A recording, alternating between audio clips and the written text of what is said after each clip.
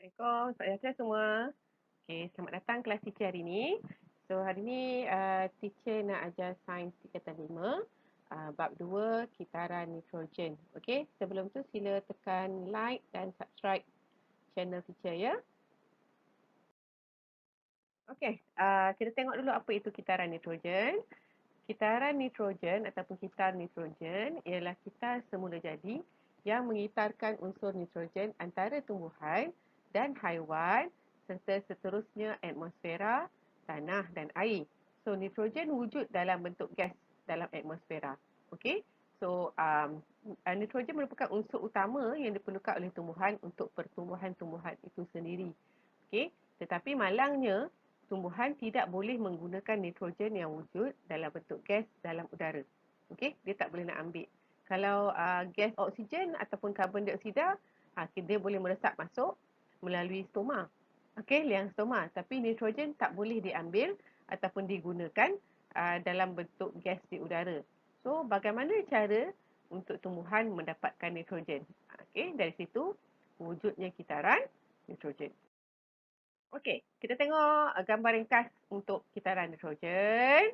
Okey, so untuk kitaran ni, apa yang kamu perlu alert, kamu perlu ambil tahu adalah mesti boleh tahu nama serta fungsi bakteria yang terlibat dalam kitaran nitrogen. Okey, dan kamu kena faham, kena ingat betul-betul yang tumbuhan hanya boleh menyerap nitrogen dalam bentuk ion nitrat melalui akarnya. That means dia tak boleh diserap melalui organ yang lain. Okay? Mesti melalui akar. Okay? So, kita tengok dulu. Nitrogen wujud dalam bentuk gas di udara. Okay? Nitrogen wujud dalam bentuk gas di udara. Okay, ada beberapa kaedah bagaimana nitrogen ini masuk ke dalam tanah. Pertama, melalui tindakan kilat. Okay, melalui tindakan kilat. Apabila udara yang mengandungi nitrogen terkena renjatan elektrik yang kuat daripada kilat, maka dia punya molekul akan berpecah dan bergabung untuk membentuk ion nitrite dan ini akan melarut resap ke dalam tanah apabila dibawa turun oleh hujan. Okey, so biasa ada kilat, lepas tu mesti ada hujan. Okey. So bila gas nitrogen tu telah diuraikan, dipecahkan, okey, ataupun lepas tu kemudian bergabung membentuk ion nitrite, dia akan turun ke dalam tanah. Okey, sambil dia turun tu bila dia turun bersama hujan. Okey, dia akan turun ke dalam tanah untuk membentuk ion nitrite. Okey. Cara yang kedua adalah melalui kehadiran pokok kekacang, kehadiran pokok kekacang yang kita tanam dekat tanah ataupun dekat kawasan tu. Kenapa cikgu spesifik ataupun cikgu khususkan dengan pokok kekacang? Kerana di dalam akar pokok kekacang terdapat bakteria pengikat nitrogen. Okey, di dalamnya terdapat bakteria pengikat nitrogen. So kalau kita tengok akar pokok,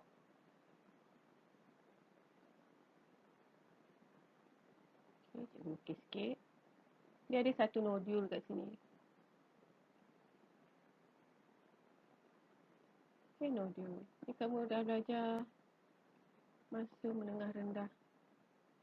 Okay. Simbiosis. Okay. So, di dalam nodul ini terdapat bakteria pengikat nitrogen. So, macam mana dia berinteraksi? Bakteria tadi akan membantu menukarkan gas nitrogen dalam udara kepada ion nitrite.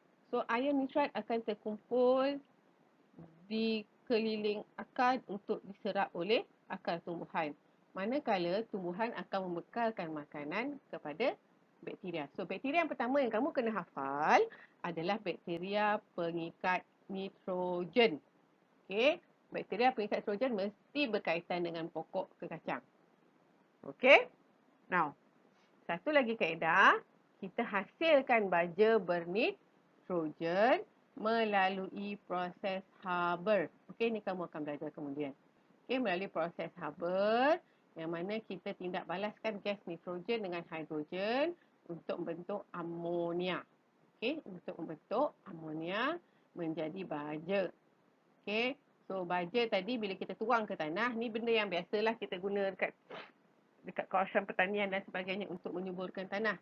So bila baja ni kita tuang ke tanah, dia akan membentuk ion nitrite bila kita siram dia dengan air dan tumbuhan akan menyerap ion nitrite tadi melalui akar ke dalam tumbuhan. So tumbuhan akan gunakan ion nitrite dan ion nitrite tu akan ada dalam dia. So setiap sel, setiap komponen tumbuhan akan mengandungi ion nitrite. Okey. So apabila tumbuhan dimakan oleh haiwan, haiwan juga akan menerima ion nitrite. So once tumbuhan dan haiwan ini mati, bangkai itu akan mengalami proses penguraian. Okey, ini melibatkan bakteria dan juga kulat pengurai. Okey, melibatkan bakteria dan kulat pengurai, fungi Okey. So hasil bangkai tadi, lepas penguraian tadi, dia akan bentuk sebatian amonium. Okey, sebatian amonium ni masih lagi molekul yang sangat besar. Tidak boleh diserap oleh tumbuhan. So kita kena pecahkan dia kepada molekul yang lebih kecil. Okey. So kat sini ada dua bakteria terlibat. Yang pertama bakteria sama saja nama penitritan. Okey, kalau dalam biologi dia ada nama dia lah Nitrosomonas, Nitrobacter. Tapi untuk syllabus sains kamu tak perlu tahu. Okey, kamu tahu ada dua jenis bakteria yang terlibat dalam proses penitritan. So penitritan yang pertama adalah menukarkan amonium kepada ion nitrit. Okey. Lepas tu tindak balas penitritan yang kedua menukarkan ion nitrit kepada ion nitrite. Okey, kepada ion nitrite. Okey. Kita panggil dia kitaran nitrogen. Kenapa? Bila ada gas nitrogen, mesti ada gas nitrogen bertukar kepada ion nitrite. Dan mesti ada keseimbangan. Sekiranya ion nitrite terlalu banyak, dalam tanah, okey, ataupun kandungan gas nitrogen dalam udara terlalu rendah, maka ion nitrite akan mengalami tindak balas pendenitritan oleh kehadiran bakteria pendenitritan. Nama lebih kurang sama Penitritan, pendenitritan. D dekat sini, DE, tambahan DE dekat depan mewakili opposite. Okey, terbalik. Penitritan kita membentuk ion nitrite, membentuk ion nitrit. Tapi kalau pendenitritan, kita menukarkan nitrite kembali semula kepada bentuk gas nitrogen dan dibebaskan ke udara. Okey? Ini cara kita mengekalkan keseimbangan dalam kitaran nitrogen. Okey? Okey. Terdapat dua proses utama dalam kitaran nitrogen. Kitaran nitrogen pertama adalah proses penambahan ion nitrite. Okey, tadi kita dah tengok kan? So ada proses penambahan ion nitrite ke dalam tanah. Second, kita ada proses penyingkiran ion nitrite daripada tanah. So, apakah contoh tindakan atau proses yang menambah ion nitrite ke dalam tanah? First, kita dah belajar tadi, tindakan kilat. Satu lagi, kita ada letusan gunung berapi. Okey, macam mana letusan gunung berapi boleh menambah ion nitrite? Okey, letusan gunung berapi berlaku apabila magma dari dalam gunung berapi itu meletus keluar. So, bila dia meletus keluar, dia membawa bersama partikel-partikel mineral yang sangat banyak. Sangat banyak. So, dia akan keluar dan membentuk satu lapisan pada permukaan tanah dan tanah tersebut akan kaya dengan ion nitrite dan mineral lain. So that's why kalau kamu tengok dekat Indonesia, walaupun kawasan tu dekat dengan gunung berapi, gunung berapi bukannya meletus setiap tahun kan? Dia akan meletus setiap berapa puluh tahun, beberapa ratus tahun. So diorang akan berlumba-lumba untuk menanam sayur kat situ. So apa? Tanah di situ, okey, hasil daripada magma dan lava yang dah beku tu, dah sejuk tu, kaya dengan nitrite dan juga mineral yang diperlukan oleh tumbuhan menjadikan tumbuhan mereka lebih subur. So, diorang tak perlu sibuk nak letak-letak baja. Tanah situ memang subur. Okay, second adalah proses pengikatan nitrogen oleh bakteria pengikat nitrogen. And then yang ketiga, proses penitritan oleh bakteria penitritan. Kamu tengok proses penitritan, bakteria penitritan. So, senang sebenarnya. Kamu tak perlu hafal nama saintifik dia. Okay? Tak perlu hafal nama saintifik. Okey, penyingkiran ion nitrat daripada tanah. Okey, proses penyerapan ion nitrat. Proses penyerapan ni oleh tumbuhan lah. Okey, bila tumbuhan menyerap ion nitrat daripada tanah, ion nitrat dalam tanah akan berkurang. Okey, proses pendenitritan, ni disebabkan oleh bakteria pendenitritan. Okey, yang ketiga adalah proses melarut resap nitrat. Okey, nitrate leaching. Okay, nitrate leaching ni happens berlaku apabila hujan mungkin terlampau banyak turun. Okay, banjir. Okay, menyebabkan nitrat dalam tanah dibawa oleh air. Okay, dibawa habis oleh air. So, tu melarut resap lah. Dia kalau larut resap mesti melibatkan air. Okay, larut, resap. Dia larut, dia resap. Larut, resap dan hilang. Okay, tu penyingkiran.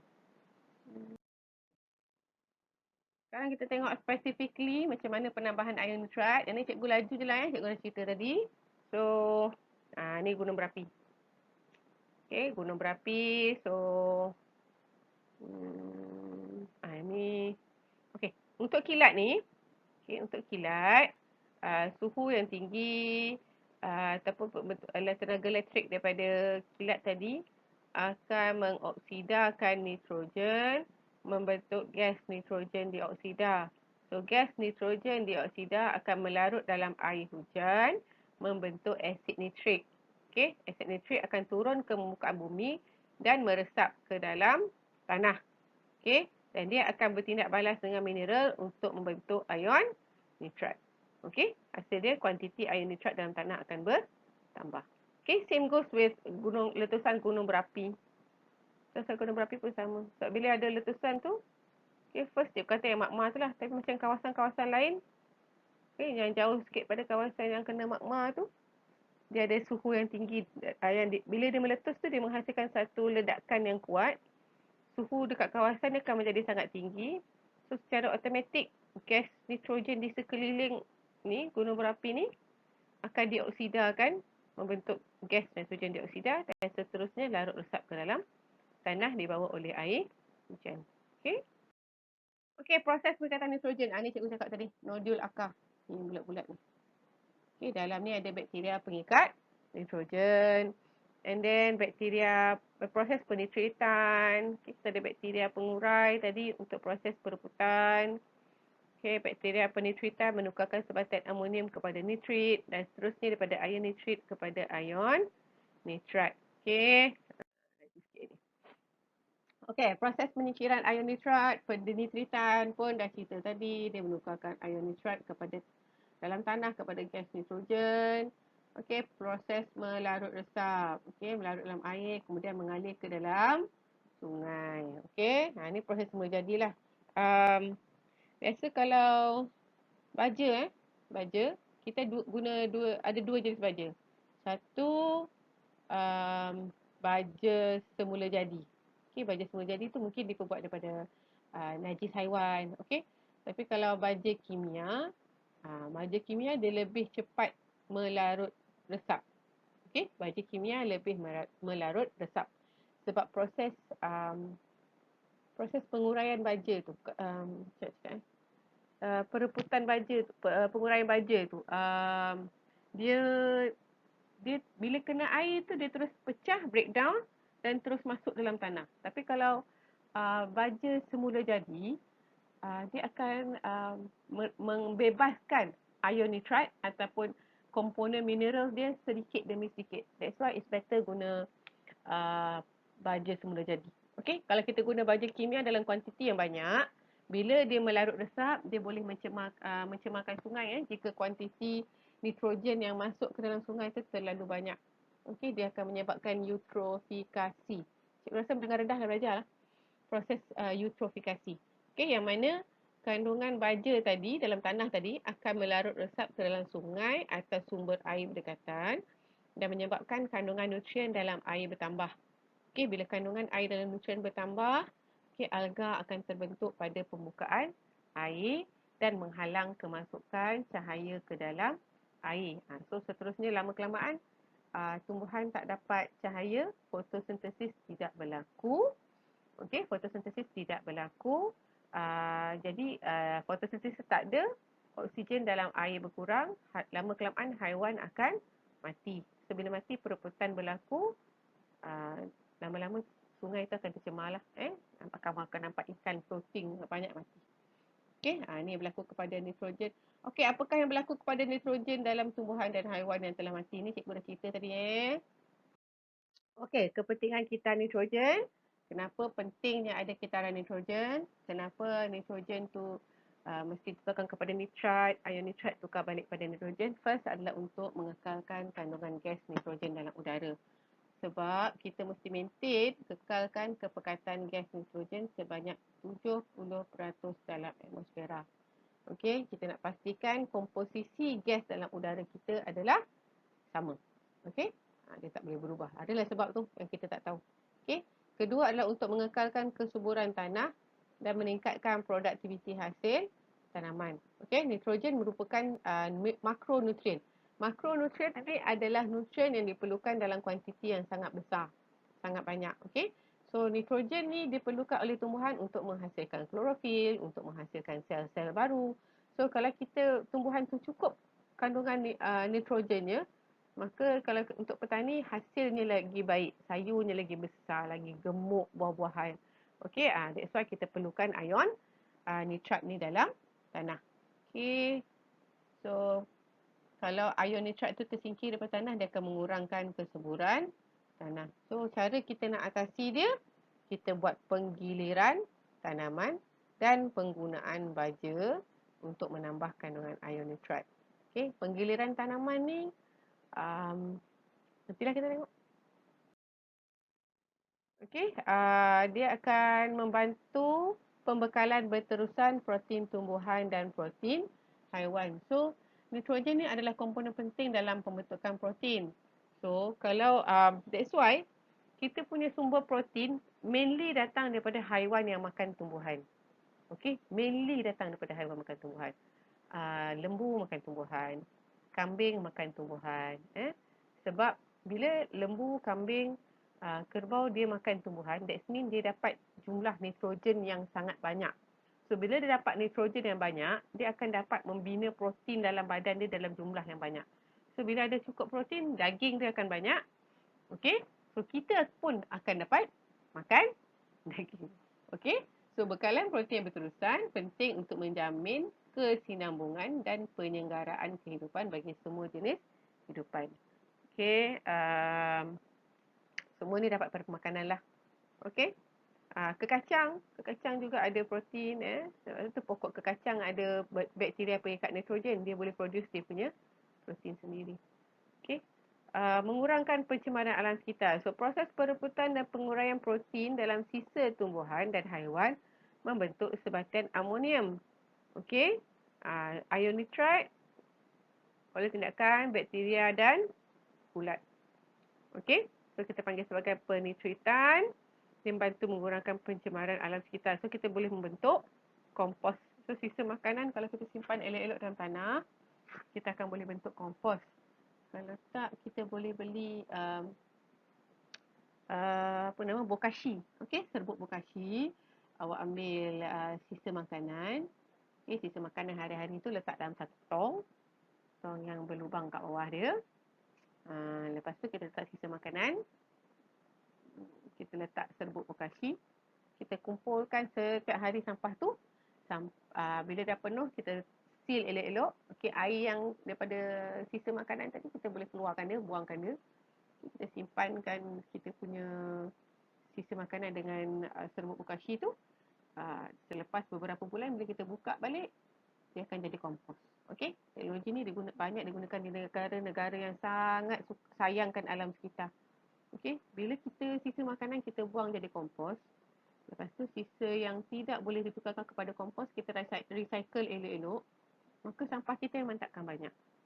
Sampah kita takkan banyak. Bila kita buat macam ni dekat rumah, okey, kita apply benda macam ni dekat rumah, awak sebenarnya menjaga alam sekitar dan memberi ruang dan kawasan yang lebih bersih untuk masa depan awak dan juga anak-anak awak. Okey, saya cikgu benda-benda ni dimasukkan dalam silibus dan awak juga dah belajar mengenai teknologi hijau tahun lepas. Okey, semua benda dimasukkan dalam silibus sebab kita nak bentuk masyarakat yang sayangkan alam sekitar. Awak sayang alam sekitar tapi awak tak tahu apa yang awak buat tu sebenarnya merosakkan lagi alam sekitar. Okey, tolonglah educate kawan-kawan kat luar sana. Educate, bantu mak ayah awak. Kalau tak dapat buat kompos pakai serbuk bokashi, kalau ada tanah kat kawasan rumah, buat lubang. Okey, gali lubang. Buang sisa kompos kat situ. Lepas tu tutuplah dengan satu layer tanah sikit. Okey, tutup dengan layer tanah sikit ke dengan daun apa semua tu supaya tak ada pembiakan lalat. Okey, dia mesti sampah tu kita tutup, kedapkan dia dalam satu bekas. Kalau kita biar dia terbuka macam tu saja buang, dia akan jadi pembiakan lalat, tempat tikus, okey, tempat penyakit berjangkit. Konon-konon nak jaga alam sekitar, buat penyakit dekat awak. Eh? Itu sajalah hari ni. Cerita pasal pencemaran alam sekitar pula cikgu. Cikgu harap apa cikgu ajar hari ni memberi satu impact kepada awak. Okey, dapat membantu awak memahami kitaran nitrogen dengan lebih baik. Okey, itu saja dari cikgu. InsyaAllah kita jumpa lagi. Assalamualaikum.